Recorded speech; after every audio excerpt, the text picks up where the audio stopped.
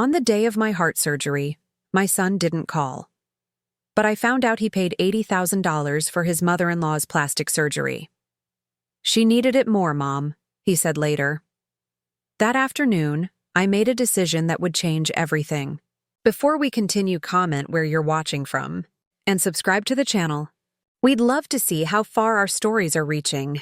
The surgery was scheduled for 7 a.m. on a Tuesday in March.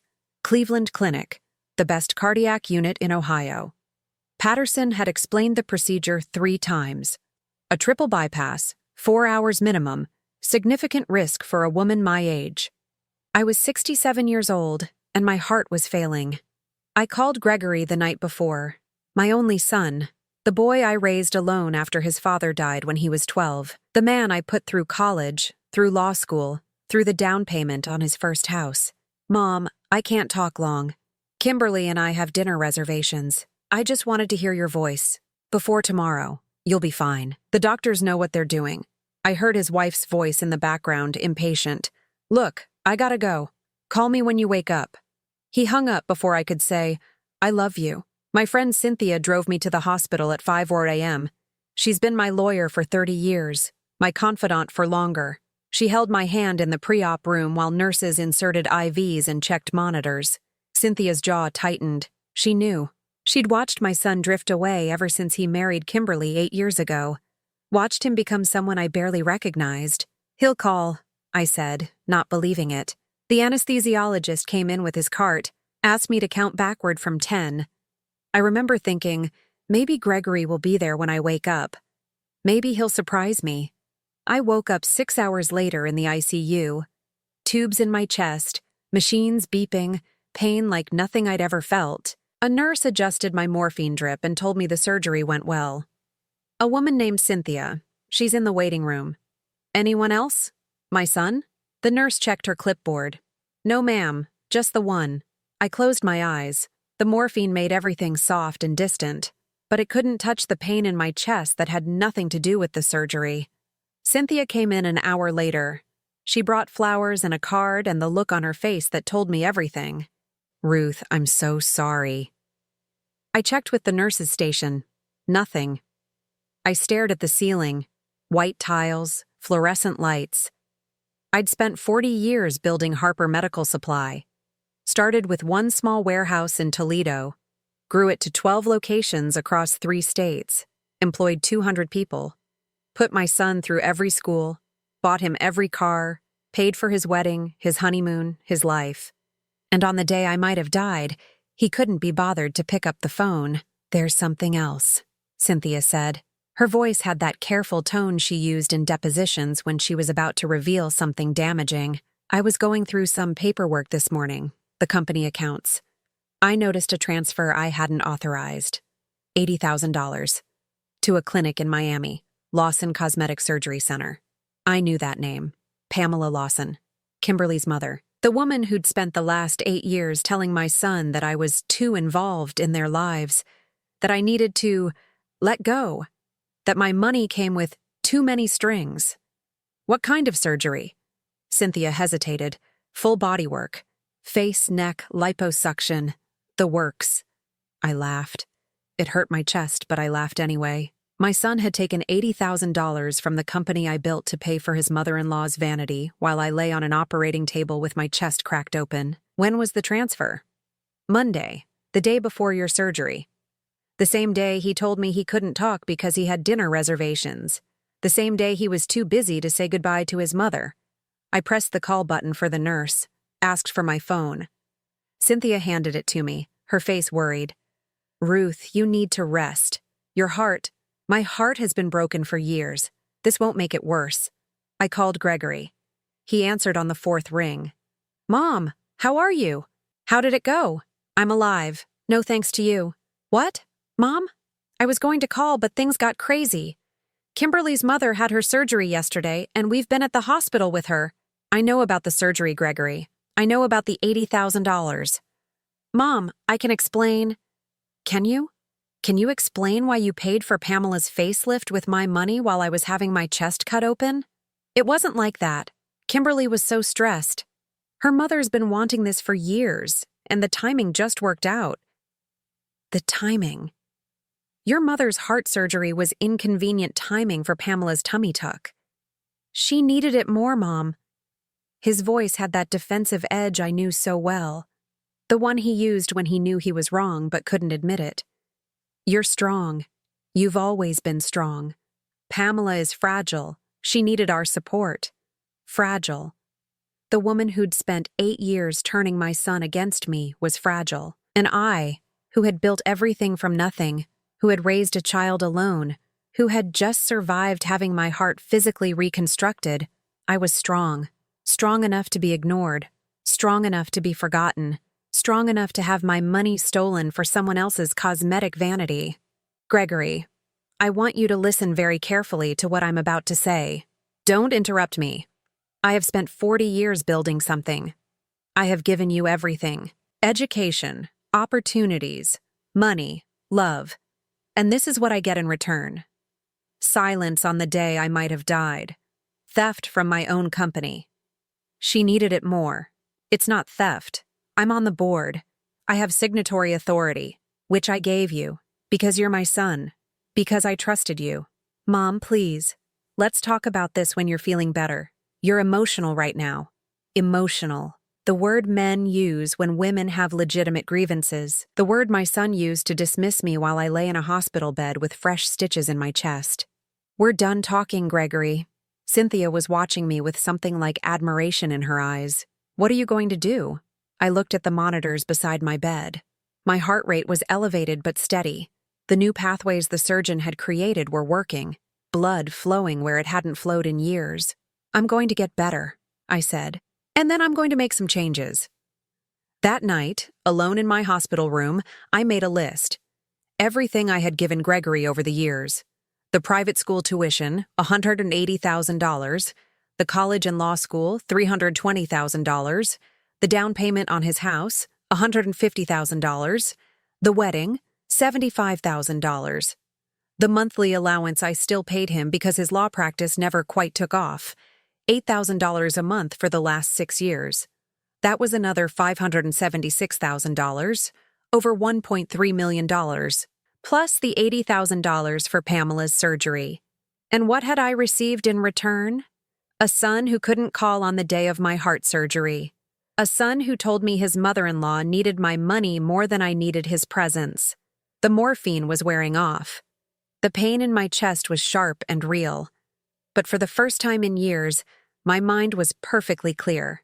I knew exactly what I was going to do. I spent 2 weeks in the hospital. Gregory visited once on day 4 with a bouquet of grocery store flowers and a speech that Kimberly had clearly written for him. Mom, we need to talk about what happened. There's been a misunderstanding. I was sitting up by then, eating bland hospital food, walking slow laps around the cardiac ward with a nurse at my elbow. My body was healing. My patience was not. There's no misunderstanding, Gregory. You took $80,000 from my company without asking. You paid for your mother-in-law's plastic surgery while I was in the operating room. Those are facts. It wasn't like that.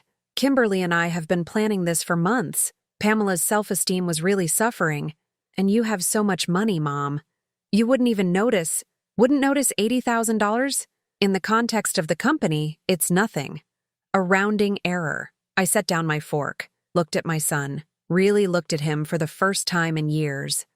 Gregory had been a beautiful child, curious, kind, always bringing me drawings from school, always asking questions about the business. He used to sit in my office after school, doing homework while I reviewed contracts, asking what words meant, why numbers mattered, how things worked. The man sitting across from me now was 42 years old, soft around the middle, with the entitled expression of someone who had never truly earned anything. Kimberly had polished him like a stone, smoothed away all the edges I had loved, left behind something bland and compliant. Do you know how I started Harper Medical Supply? Gregory sighed. Mom, not this story again. I was 27. Your father had just died. You were 12. I had $3,000 in savings and a mortgage I couldn't pay. I went to every bank in Toledo asking for a loan. They all said no. Women didn't run businesses. Widows didn't get credit. I was a risk. You don't know. You've never known. Because I made sure you never had to. I worked 18-hour days for 10 years. I missed your basketball games. I missed your school plays. I built something from nothing so that you would never feel the fear I felt. And this is how you repay me. Gregory's face hardened. I'd seen that expression before. It was Kimberly's expression. The one she wore when I questioned anything. When I suggested that maybe they didn't need a bigger house, a newer car, a more expensive vacation. You always do this, he said. You always bring up everything you've done like we owe you something. Like we're supposed to be grateful forever. You are supposed to be grateful, Gregory. That's what children are. Grateful to the people who sacrificed for them. I didn't ask you to sacrifice. The words hung in the air. I felt something shift in my chest. Not my heart. Something deeper. No, I said quietly. You didn't. But I did it anyway. Because I loved you. Because that's what mothers do. Gregory stood up, adjusted his jacket. It was expensive, that jacket. I'd noticed the label when he walked in. Armani. Probably $3,000. His law practice barely broke even, but he wore $3,000 jackets. I came here to apologize, he said. Kimberly thought it would help smooth things over. But I can see you're not interested in being reasonable. Reasonable. You want me to be reasonable about being robbed and abandoned. That's exactly what I mean. This dramatic language. Robbed. Abandoned. You're in one of the best hospitals in the country. You have millions of dollars. But somehow you're always the victim. He left without saying goodbye. The grocery store flowers sat on my nightstand, already wilting. I called Cynthia that evening. I want to remove Gregory from the board. And I want to revoke his signatory authority on all company accounts. Are you sure? Once you do this, there's no going back. What about the monthly payments? The allowance? I'd been paying Gregory $8,000 a month for 6 years. It started when his law practice struggled in the first year.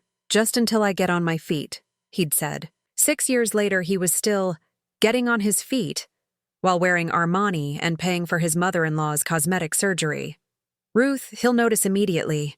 The mortgage on that house is his problem, not mine, not anymore. Cynthia was quiet for a moment. What else? I want to sell the company. The silence stretched longer this time. Harper Medical Supply, the company you built for 40 years. I looked out the hospital window. Cleveland, in March, gray and cold. I'd spent my whole life in Ohio. Building, working, sacrificing. For what? For a son who told me someone else needed my money more. Because I'm tired, Cynthia, and because I want to see what happens when the money stops. The next week was a blur of phone calls and paperwork. Cynthia worked with the hospital to set up a secure laptop by my bed. I reviewed documents between physical therapy sessions, signed contracts during breaks from walking laps around the ward. Gregory called twice. I didn't answer. He sent an email, formal, cold, clearly drafted by a lawyer. It demanded an explanation for his removal from the board. It threatened legal action if his rightful position wasn't restored. Rightful position. As if he had earned anything. As if his last name entitled him to what I had built. I forwarded the email to Cynthia without comment. She responded with a 2-page letter outlining exactly why Gregory had no legal claim to board membership and detailing the unauthorized transfer of $80,000 that could, if I chose, result in criminal charges. Gregory didn't respond. She called from her own phone, which she rarely used. In 8 years of marriage to my son, she had called me exactly 4 times. This was the 5th. Ruth, we need to talk. I don't think we do. You're destroying my family. Gregory is devastated. He can't sleep. Can't eat. All because you're having some kind of episode. An episode. Is that what this is? You're 67 years old. You just had major surgery. It's understandable that you might be confused, emotional, making decisions you'll regret. Kimberly, let me be very clear. I am not confused. I am not emotional.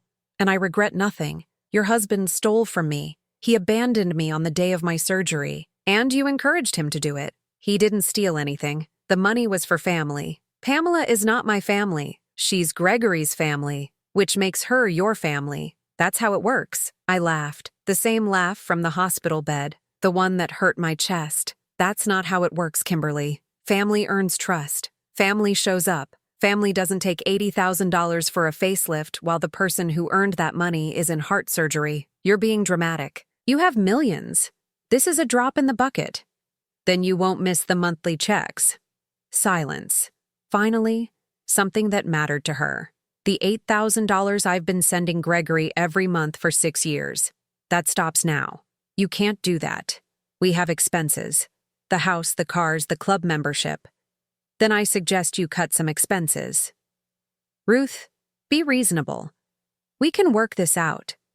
Come to dinner next week. We'll talk. Clear the air. What do you mean, no? I mean no. I won't be coming to dinner. I won't be clearing the air. I won't be giving you any more money. We're done. I hung up while she was still talking.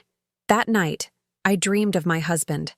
Robert had been dead for 30 years, but in the dream, he was young again, the way he looked when we first met.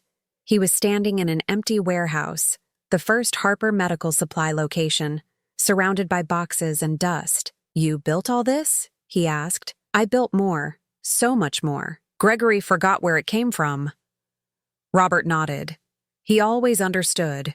Even in death, even in dreams, he understood. What will you do now?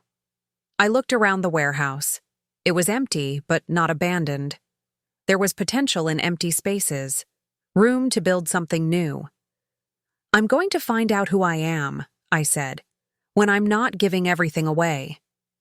I woke up with tears on my face and a strange lightness in my chest. The surgeon came by on his morning rounds and told me I was healing remarkably well. Better than expected. My heart was strong. I didn't tell him that my heart had never been the problem. The offer came 3 days before I was discharged from the hospital. A national medical supply conglomerate had been circling Harper Medical Supply for years. They'd made inquiries before, but I'd always said no. The company was my legacy, my identity, the thing I would pass down to Gregory. Now Gregory was demanding his rightful position through lawyers, while his wife calculated how quickly they could resume their lifestyle once I came to my senses. The offer was $14.2 million for full acquisition. All assets, all contracts, all intellectual property. My 40 years of work, reduced to a number on a page. Cynthia presented it to me in the hospital room, her face carefully neutral. It's a fair price, maybe even generous given the current market. But nothing. It's your decision. I just want you to be sure. I looked at the documents. The company letterhead at the top, the familiar logo I'd designed myself in 1986. A simple caduceus wrapped around the letters HM. I'd sketched it on a napkin at a diner in downtown Toledo, back when I couldn't afford proper stationery. What happens to the employees? The acquiring company has committed to retaining all current staff for at least 2 years.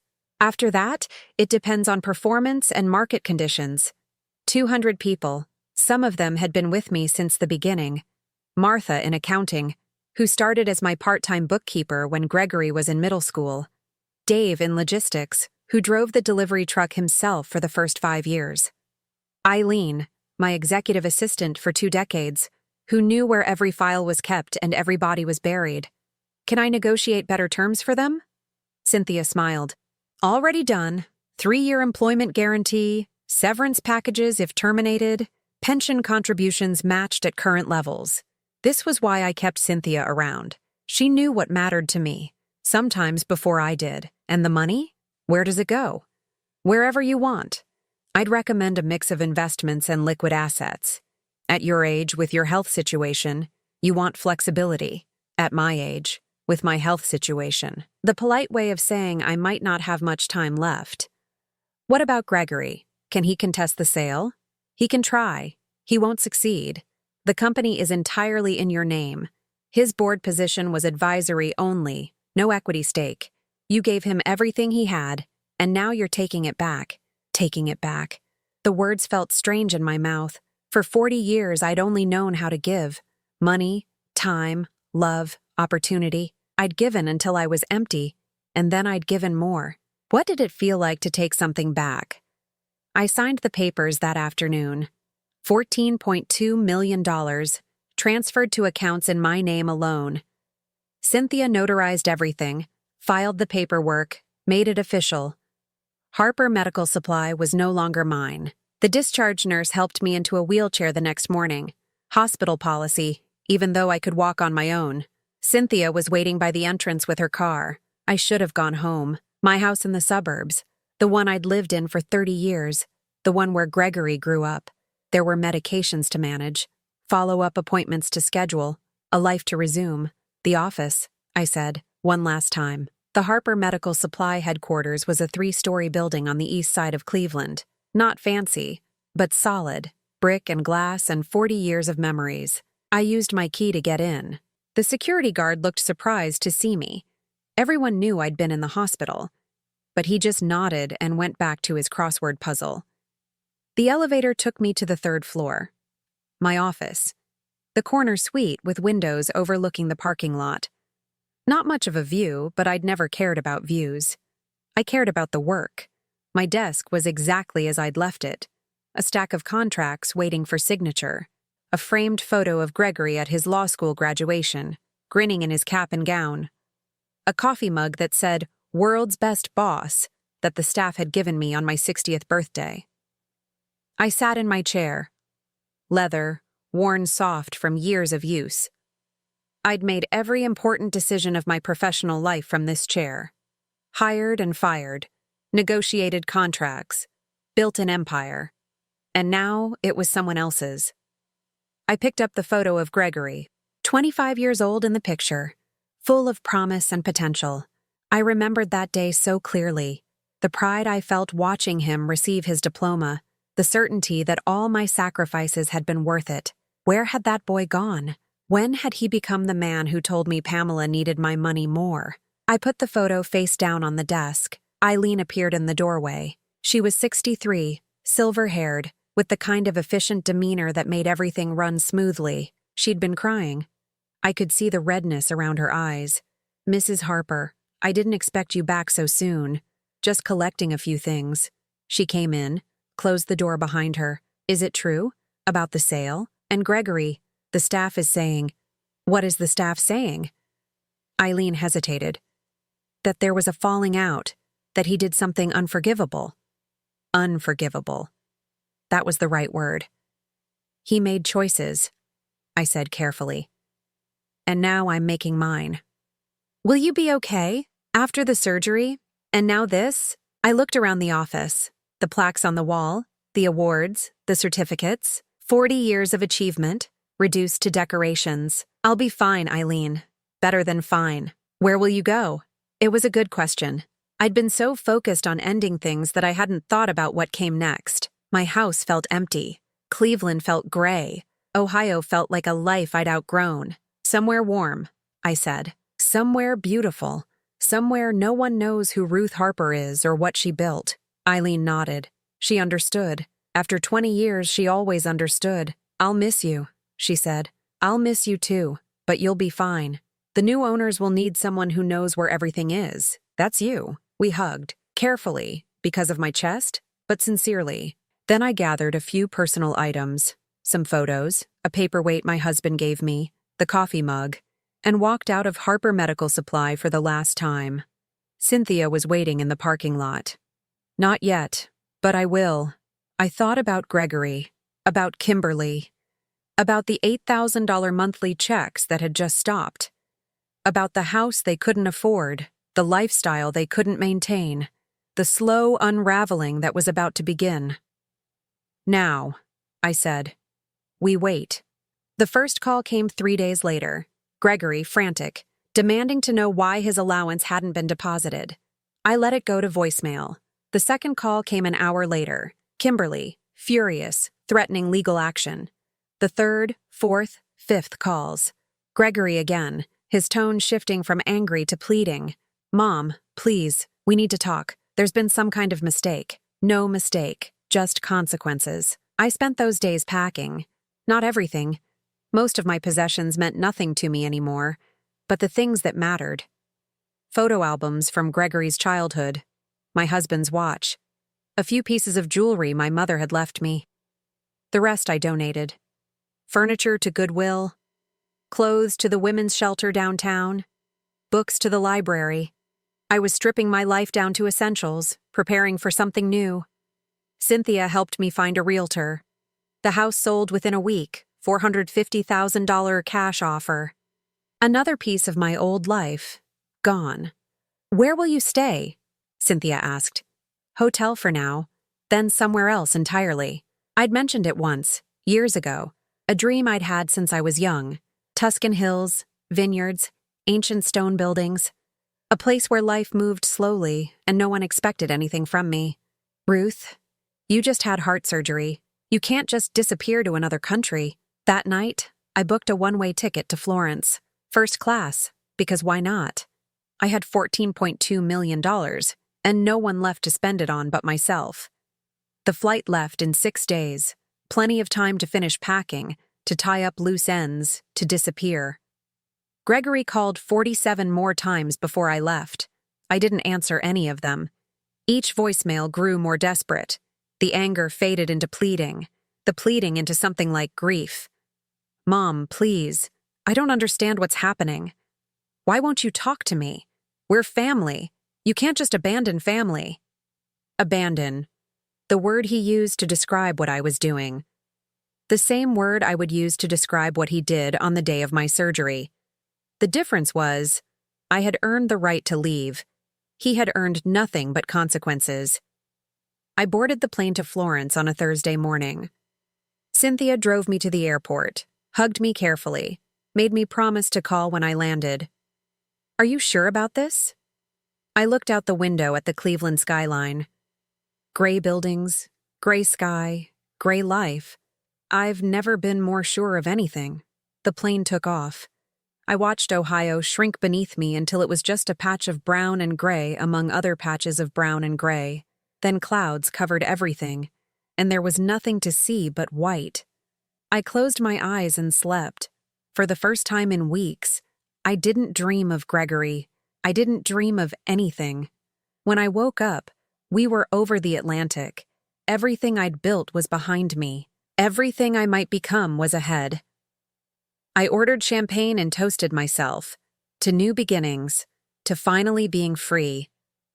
Tuscany was everything I'd imagined and nothing I'd expected. The villa I rented was small by American standards. 3 bedrooms, a kitchen with ancient stone floors, a terrace overlooking endless rows of grapevines. The owner, a woman named Lucia, who was roughly my age, spoke limited English but communicated everything important through gestures and patience. "Bella Vista," she said, sweeping her arm toward the hills. "Beautiful life, beautiful life." I'd spent 67 years building, working, sacrificing. I had no idea what a beautiful life looked like. The first week was difficult. My body was still healing from the surgery. The time difference made me wake at odd hours. I would find myself standing on the terrace at 3 a.m., watching the stars and thinking about everything I'd left behind. Gregory's calls had stopped by day 4. Either he'd given up, or his phone had been disconnected. I suspected the latter. Without my monthly payments, the bills would start piling up quickly. Cynthia sent me updates when I asked for them. She had a contact at the bank who discreetly monitored Gregory's accounts. "His mortgage is 60 days overdue." The country club sent a termination notice. "Kimberly's credit cards are maxed out." I read the email on my phone, sitting in a cafe in the village square. An espresso in front of me, the Tuscan sun warming my face. It should have felt like victory. Instead, it felt hollow. Is this what I wanted? I asked myself. To watch my son suffer? I wanted him to understand, to feel what I had felt, to know what it meant when someone you loved turned their back on you. Suffering was just a side effect. The second week brought unexpected visitors. Not Gregory, he didn't know where I was, but the new owners of Harper Medical Supply. They sent an executive named Patricia to touch base about some transition issues. Patricia was young, efficient, and clearly impressed by what I'd built. "The systems you developed are remarkable," she said over lunch at a restaurant overlooking the valley. "The logistics network, the supplier relationships, the employee training programs. Most founders don't document things this well. I always assumed someone else would need to understand it eventually." I took a sip of wine.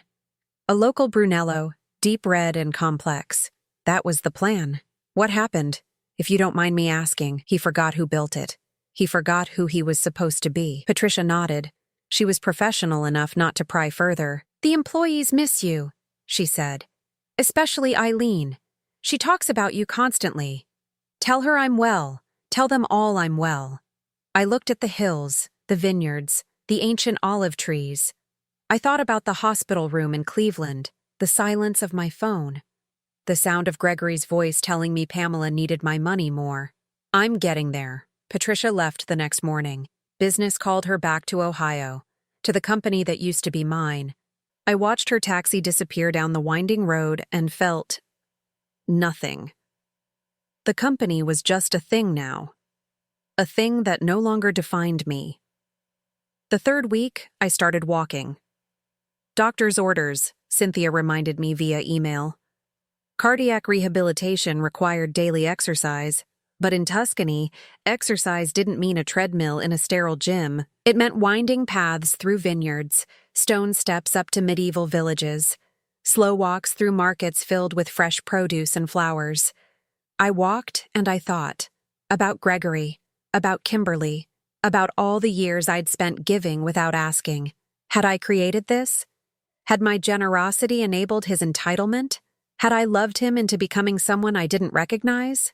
Maybe, probably, but understanding the cause didn't change the effect. The fourth week brought a phone call I hadn't expected. Gregory's number, showing up on my Italian phone at 2 a.m. his time, 8 a.m. mine. I answered. I don't know why. Maybe I was curious. Maybe I was lonely. Maybe I was ready. Mom? His voice was raw, broken. He'd been crying. Where are you?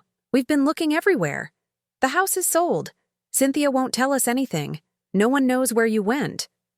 I'm somewhere safe. That's all you need to know. Mom, please. I'm sorry. I know I messed up. The surgery, the money, all of it. I should have been there. I should have called. I was wrong. Silence. I let his words hang in the air, waiting. Kimberly and I are in trouble. He continued. The house is going into foreclosure. They're going to take the cars. I lost 2 clients last week because I couldn't pay my bar dues. Everything is falling apart. You know? How do you know? Because I stopped holding everything together. This is what your life looks like without me, Gregory. This is who you are when you have to carry your own weight. I heard him inhale sharply. That's cruel. Is it? Or is it honest? Mom, you can't do this to me. I'm your son. Family shows up. Family calls during heart surgery. Family doesn't steal $80,000 for someone else's plastic surgery and then tell you she needed it more. I said I was sorry. And I heard you. But sorry doesn't fix what's broken. Sorry doesn't rebuild trust. Sorry is just a word, Gregory. Your actions told me everything I needed to know about who you are. He was crying now. I could hear it in his voice, the way his breath hitched. The little boy I remembered. The one who used to crawl into my bed during thunderstorms. The one who brought me dandelions from the backyard and called them flowers. That boy was gone. The man who replaced him had made choices I couldn't forgive. What do you want from me? He asked. Nothing. That's the point. For 40 years, I wanted you to be grateful, to be respectful, to remember where you came from. I wanted you to be the man your father would have been proud of, but you chose differently. And now I'm choosing differently too. You're choosing to let me lose everything? I'm choosing to stop pretending your choices aren't your own. You're 42 years old, Gregory. You went to law school. You know how money works. You knew what you were doing when you took that $80,000. You knew what you were doing when you didn't call during my surgery. You made decisions. These are the consequences. I don't care what Kimberly says. Kimberly is the reason I'm having this conversation instead of a relationship with my son. Kimberly turned you against me, encouraged you to take from me, convinced you that I was nothing but a bank account, and you let her. Life isn't fair, Gregory. I learned that when I was 27 with a dead husband and a child to raise. I learned it when banks wouldn't give me loans because I was a woman. I learned it when I worked 18-hour days while you played with your friends. Fair has nothing to do with anything. Silence again. I could hear birds outside my window, the early morning sounds of Tuscany waking up, so different from the sounds I used to wake up to in Ohio. "Is this permanent?" Gregory asked. "Are you ever coming back?" I thought about the question, about Cleveland and Harper Medical Supply and the life I'd built, about the hospital room and the silence and the look on Gregory's face when he told me Pamela needed it more. "No," I said. "I'm not coming back." I hung up and turned off my phone. The Tuscan hills stretched out before me, golden in the morning light. A new day. A new life. I walked to the village for breakfast. Fresh bread, strong coffee, a small pastry filled with cream. Simple pleasures I'd never allowed myself when I was building an empire. The owner of the cafe, a man named Marco, knew me by now. "Buongiorno, Signora Ruth. You look happy today." Happy. Was that what this feeling was? "I think I might be," I said, for the first time in a very long time. That evening, I sat on my terrace and watched the sunset, orange and pink and purple, painting the sky in colors I'd never seen in Ohio. I thought about Gregory losing his house, about Kimberly losing her lifestyle, about Pamela Lawson's $80,000 face that would have to find someone else to pay for its maintenance. I didn't feel guilty. I didn't feel sad. The 50 calls came on a single day in June, 2 months after I'd arrived in Tuscany. 2 months of peace, of healing, of learning who I was without the weight of everyone else's expectations. I woke up to my phone buzzing, Gregory's number over and over, voicemail after voicemail, texts appearing faster than I could read them. "Mom, please answer. This is an emergency. The bank is taking the house today." Kimberly left. She took everything and she left. "Mom, I have nowhere to go. Please, please, I'm begging you. I called 47 times last night. Why won't you answer? I know I don't deserve it, but please just call me back. Mom, I'm sitting in my car outside a foreclosed house and I have nothing. I'm sorry. I'm so sorry. For everything." I counted the notifications. 53 missed calls, 28 voicemails, 41 text messages, all from Gregory. All desperate. I made myself coffee before I dealt with any of it. Sat on my terrace, watched the morning light touch the vineyard, listened to the birds. Then I opened the voicemails and started from the beginning. The first ones were angry. Gregory demanding that I answer, threatening to come find me, accusing me of abandonment. His voice tight with the same entitled rage I'd heard so many times before. By message 10, the anger had faded. He sounded tired. Defeated. By message 20, he was crying. "Mom, I don't understand what's happening. The house is gone. The cars are gone." Kimberly took the joint account and moved back to her mother's house. She said she never signed up to be poor. Poor. My son thought losing his BMW and his country club membership made him poor. He had no idea what poor meant. By message 30, he was speaking more slowly, more honestly. "I've been thinking about what you said, about choices, about consequences. I think I understand now. I chose Kimberly over you. I chose her family over mine. I chose $80,000 for Pamela's surgery over calling you during your heart operation. And now I'm paying for those choices." By message 40, his voice had changed completely. No anger left. No entitlement. Just exhaustion and something that might have been acceptance. "Mom, I'm not calling to ask for money anymore. I know you're not going to give me any. I'm calling because I need you to know that I understand. Finally, it took losing everything, but I understand. You built that company from nothing. You raised me alone. You gave me every opportunity, and I threw it all away because Kimberly told me I deserved more. Because I believed that your success meant I didn't have to earn my own." Message 45. "I slept in my car last night, outside my old house, the one you bought me the down payment for. Watched the new owners move in. They have kids, a dog. They looked happy. A long pause. I used to be happy in that house. Before Kimberly convinced me we needed something bigger. Before I started measuring my life against her mother's expectations." Message 50. "I know you're not going to call back. That's okay. I just wanted you to hear me say it. You were right. About everything. About Kimberly. About the money. About the choices. I was your son, And I acted like you were nothing but an ATM. I don't deserve your forgiveness, but I hope someday you can at least understand that I finally see what I did. I finally see who I became. And I'm ashamed. I set down the phone, looked at the hills, thought about my son, sleeping in his car, watching strangers live in a house that used to be his. I didn't feel triumph. I didn't feel vindication. I felt something more complicated, something like grief for the boy he'd been, something like anger at the man he'd become, and underneath it all, something unexpected. Relief. Not because Gregory was suffering, but because finally, after all these years, he was telling the truth. Have you heard from Gregory? He called my office 6 times yesterday. My assistant said he sounded desperate. What's his actual situation? Bad. The house is gone. Both cars repossessed. His law license is suspended for non-payment of dues. Kimberly filed for divorce 2 weeks ago. She's claiming he deceived her about his financial situation. He deceived everyone, including himself. He genuinely believed you would always be there to bail him out. When you weren't, everything collapsed. And Pamela? Kimberly's mother? Cynthia laughed. Now that's interesting. Pamela had some complications from her surgery, needed follow-up procedures. She expected Gregory to pay for those too. When he couldn't, she cut Kimberly off.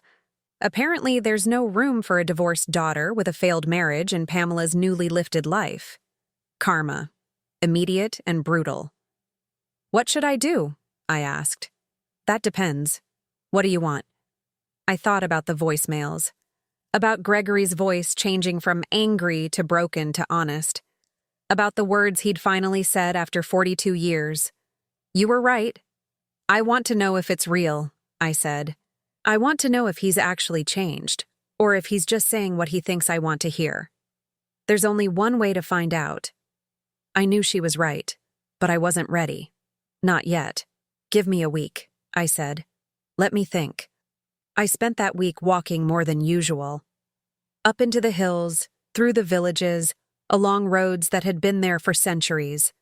I thought about Gregory as a child, as a teenager, as a young man full of promise. I thought about the moment things changed, the gradual shift from grateful son to entitled stranger. Kimberly had accelerated it, but she hadn't created it. The seeds were there before her, my own seeds, planted by generosity without boundaries. I had given Gregory everything, and in doing so, I had taught him that he never needed to earn anything. The 50 calls haunted me, the voice in those voicemails, broken and honest and lost. Was that my son? Or was it another manipulation? On day 6, I made a decision. He answered on the first ring. Mom? His voice was hoarse, rough, like he'd been crying for days. A motel, in Dayton. I was staying with a friend, but I couldn't. He trailed off. I'm using the last of my savings. After this, I don't know. What happened to Kimberly? She's back with Pamela. They're not taking my calls anymore. She says I ruined her life. That she married potential and got nothing. And Pamela's surgery? The one that needed it more than my heart? A long silence. I know what you're thinking, and you're right. I was stupid. I was cruel. I was everything you said. Tell me why, not the excuses. Tell me why you really did it. Another silence. When Gregory spoke again, his voice was very small. Because I wanted Kimberly to love me the way she loved money. I thought if I proved I could give her anything, she'd stop comparing me to her father. He was rich, successful, everything I wasn't. When her mother wanted that surgery, Kimberly made it a test. If you really love me, you'll take care of my family. I wanted to pass the test, even if it meant failing me. I didn't think about it that way. I thought, he stopped, started again. I thought you would always be there, that you would always forgive me, that no matter what I did, you would still be my mother. And that would be enough. And what do you think now? Now I think I didn't understand what being a mother cost you. I didn't understand what sacrifice actually meant. I thought because it looked easy for you, because you never complained, that it was easy, that you had endless reserves I was entitled to take from. His voice broke. I'm sorry, Mom. Not because I want your money. I'm sorry because I finally understand what I lost. Not the house or the cars or any of it. I lost you, my actual mother, the person who gave me everything. And that's my fault. Only my fault. I listened to my son cry. Across an ocean, in a cheap motel room, at the bottom of a life he'd built on nothing but other people's money. I believe you, I said. But believing isn't the same as forgiving. And forgiving isn't the same as going back to the way things were. So what do you want from me, Gregory? Honestly? Not what you think I want to hear? What do you actually want? He was quiet for a long time. When he finally answered, his voice was steady. I want to earn it back. Whatever you decide I deserve. Not money. Not your house or your company or anything material. I want to earn back the right to call you Mom. To be your son again. Even if it takes the rest of my life. I watched the sun set over Tuscany, orange and gold and beautiful, like every sunset in this place that had become my home. We'll see, I said. We'll see. It wasn't forgiveness. It wasn't reconciliation. 6 months passed. Tuscan winter turned to spring, spring to summer, summer to fall. I bought the villa. Lucia was happy to sell, ready to move closer to her grandchildren in Rome. The paperwork was complicated. Foreign ownership, Italian bureaucracy, lawyers who charged by the syllable, but Cynthia handled it all from Cleveland. By August, the villa was mine. Gregory called every Sunday, not to ask for anything, just to talk. The first few calls were awkward. What do you say to a son you've disowned? What do you say to a mother who walked away? We started small. He told me about the job he'd taken. Entry level at a law firm in Columbus. Not a partner track, not prestigious. Just work. Real work that he had to show up for, had to earn his paycheck from, had to prove himself through. I hate it, he admitted on one of those early calls. The hours, the boring contracts, the way the partners talk down to me. You've never had to work for anything, Gregory. You've never known what it feels like to start at the bottom. Now you do. He was quiet for a moment. You're right. I never understood why you were always so tired when I was a kid. Why you couldn't come to every game, every recital. I thought you were choosing work over me. I didn't understand that work was how you kept us alive. I'm sorry. For all the years I resented you for it. The conversations grew longer as the months passed. Gregory told me about the divorce, finalized in June. Kimberly had taken nothing because there was nothing to take. She'd moved to Florida with Pamela, whose face was already showing signs of needing more work. She called me last week, Gregory said. Kimberly said she'd made a mistake, said we could work things out if I could get back on my feet financially. I said I finally understood that my feet were exactly where they needed to be. Then I blocked her number. I smiled at that. The first time I'd smiled about something Gregory did in longer than I could remember. How's Pamela's face holding up? Gregory laughed. A real laugh, not the polished chuckle he'd developed during his years with Kimberly. Apparently, gravity is winning. She needs another $40,000 worth of work and no one to pay for it. Karma is a patient accountant. Mom, that might be the best thing you've ever said. I didn't tell Gregory when I started working with the local community in Tuscany. A small project at first, helping Lucia's grandson with his business plan for a wine export company. Then bigger things, consulting with local entrepreneurs, sharing what I knew about logistics, supply chains, building something from nothing. I wasn't Ruth Harper, medical supply magnate anymore. I was just Ruth, an American woman living in the hills, speaking broken Italian, helping where she could. It felt different from before. When I built Harper Medical Supply, I was driven by fear. Fear of poverty, fear of failure, fear of not providing for Gregory. Every decision was about survival, about proving I could do what everyone said I couldn't. Now I worked because I wanted to, because I had knowledge that could help people, because watching a young Italian entrepreneur succeed felt like planting a garden instead of fighting a war. Cynthia visited in October. She walked through the villa, touched the ancient stone walls, stood on the terrace watching the sunset. You look different, she said. Good different or bad different? Peaceful different. I've known you for 30 years, Ruth. I've never seen you peaceful. I've never been peaceful. I was always running, building, proving something to someone. I looked at the hills. My hills, now. My home. Now I'm just living. It turns out that's enough. Cynthia handed me an envelope. From Gregory. He asked me to deliver it in person. I opened it carefully. Inside was a card, handmade, clearly created by someone without artistic skill but with genuine effort. On the front, a crude drawing of a house on a hill. Inside, a single sentence. Thank you for teaching me what I should have learned from the beginning. Underneath, a check, made out to me, for $80,000. He's been saving, Cynthia explained. Every extra dollar from his job, living in a tiny apartment, no car, no luxuries. He wanted to pay back what he took. This must be a year's worth of savings. More. 14 months. He said he wanted you to know that he understood the value of money now, that every dollar of that $80,000 meant something to him. I looked at the check. The amount that had broken us. The amount his wife's mother had needed more than I needed his presence. Tell him I don't want his money. Tell him the debt isn't financial. Cynthia raised an eyebrow. What is the debt then? Time, presence, the effort of becoming someone worthy of being my son. That's what he owes me, not dollars. Should I tell him that exactly? Yes, and tell him something else. I picked up the pieces of the check, let them flutter to the floor. Tell him I'm proud of him.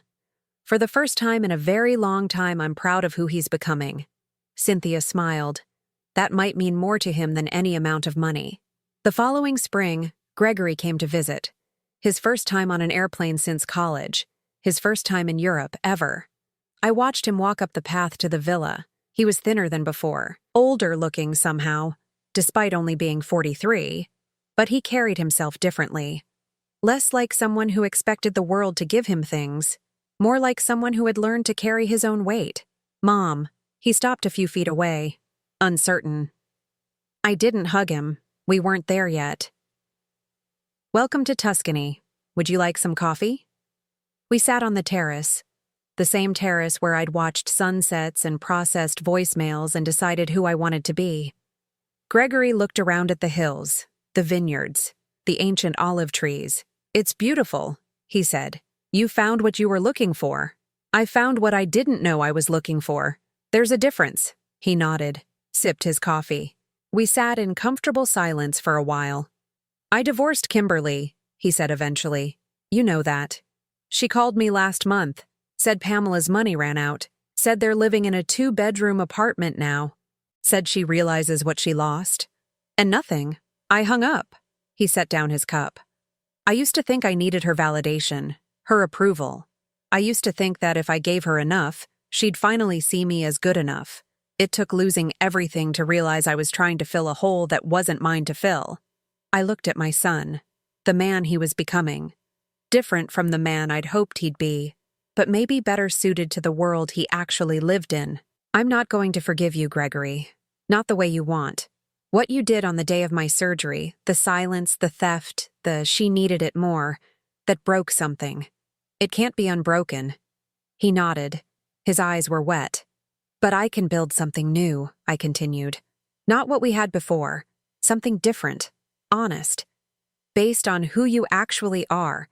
Not who I wanted you to be. It won't be easy. Trust takes years to build and moments to destroy. You destroyed it. Rebuilding it is your responsibility, not mine. We sat together until the sun went down. 2 people who shared blood but had to learn to share everything else from scratch. I didn't love him the way I used to. That unconditional, sacrificial love, I had given that away already, and it had cost me everything. What I felt now was more careful, conditional, based on evidence, not just hope. Maybe that was better. Maybe love without boundaries wasn't really love at all. Maybe it was just giving until there was nothing left. I thought about all of it as the stars came out. About Gregory in that motel room, broken and honest. About Kimberly in her 2-bedroom apartment, learning what life looked like without someone else's money. About Pamela, whose $80,000 face was sagging back toward reality. And about me, Ruth Harper, 68 years old, heart surgery survivor, Former medical supply magnate. Current resident of a Tuscan villa she'd paid for with 40 years of work and one brutal act of self-preservation. Gregory flew home 2 days later. We made plans for him to visit again in the fall. Nothing promises, just plans. I walked him to the car that would take him to the airport. Before he got in, he turned back. "Mom, that day in the hospital, the surgery, I know I can never make up for not calling, but I want you to know, I think about it every day. The worst decision I ever made." "Good," I said. "Remember it. Learn from it. Be better." I watched the car disappear down the winding road, stood there until the dust settled and the silence returned, and Tuscany was just Tuscany again. Then I went back to my terrace, poured a glass of wine, and watched the sunset paint the hills in gold. I had sold my company. I had walked away from my son. I had moved across an ocean without telling anyone where I was going. And somehow, impossibly, I had found peace. Not forgiveness, not reconciliation, just the quiet understanding that sometimes love means letting go. Sometimes strength means walking away. And sometimes the best thing a mother can do for her son is show him what life looks like when she's no longer there to save him. The night my son didn't call was the worst night of my life, but it was also the beginning of everything else. The first check that bounced, his monthly allowance, the one I'd stopped sending, had been a wake-up call. 50 desperate phone calls later, he finally heard what I'd been trying to tell him for years. Some lessons can only be learned the hard way. I raised my glass to the fading light, to Tuscany, to freedom, to the strange, complicated, imperfect love between a mother and son who were finally learning to see each other clearly, and to the courage to let the old endings go.